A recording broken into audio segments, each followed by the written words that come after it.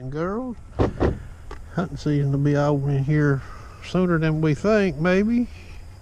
Got this old R9 out, broke it out of the cobwebs. It hadn't been fired last October. Okay, I have checked the ATA on it. I hadn't made no adjustments. I just got me an old bolt, loaded it up, fired it. This is actually 21 yards. I held the 20-yard dot on the center dot on this target.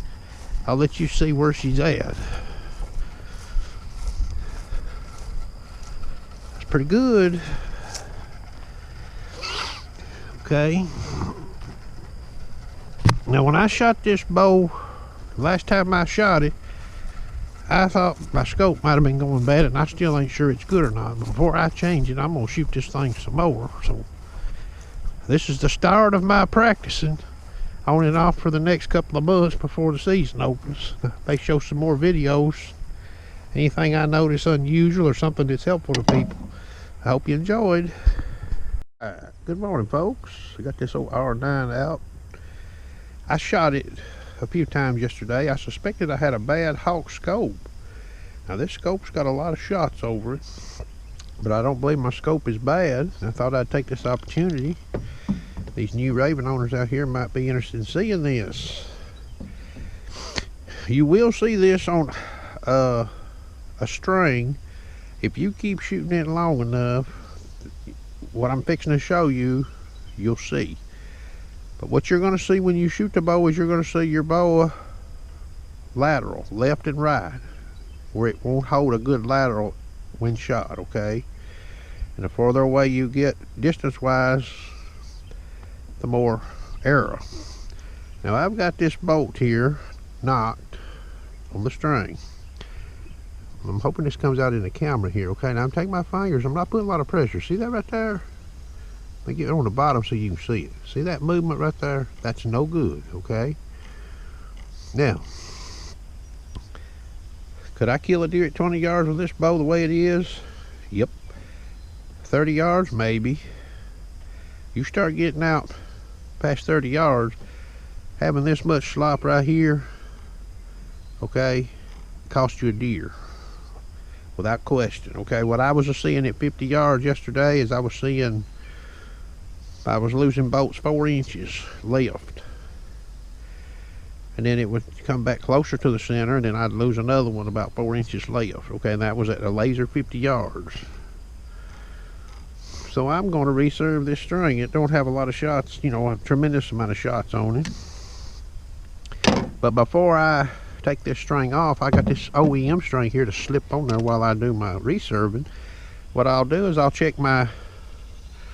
measure my ATA for gee whiz, but I'm going to be watching adjust my cables if need be before I put my string on there, okay? And cock the bow and look at my timing. Get that all set up so that when I put my new string on there, all I got to worry about is adjusting it. The reserve string is to get the ATA right, okay?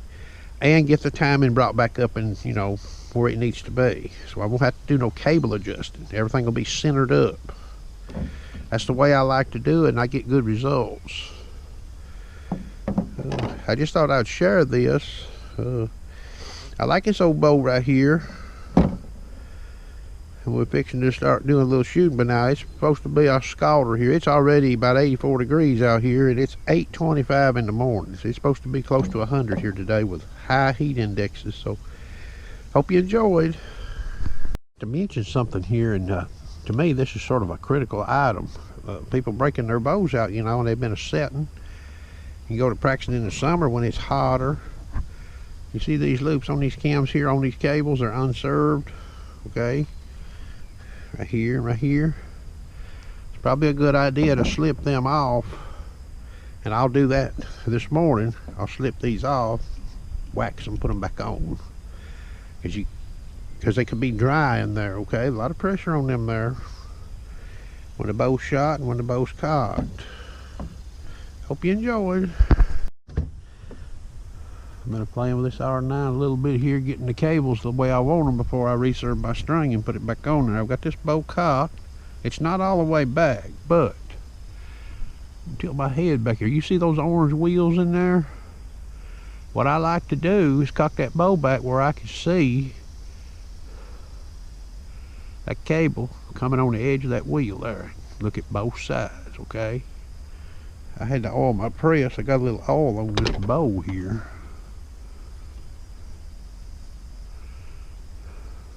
So that's what I like to do, okay, to make your knocking point last longer. Big Bird talks about this now on that Crossbow Nation forum, okay?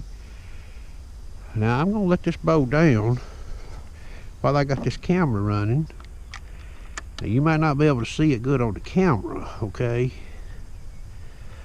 But I'm gonna tell you what, based on my eyesight, what this bow looks like now from looking at the dots, okay? Left side, slightly behind center. Right side, slightly ahead of center, okay? Now remember, limbs are not all created equal. They're man-made, okay? That's how I do it now. You don't have to necessarily bring the bow all the way back, because when you do, you don't really get a good reference point, in my opinion. You're close enough to the back, you can see them orange little wheels there. Real good reference point. So I'd share that.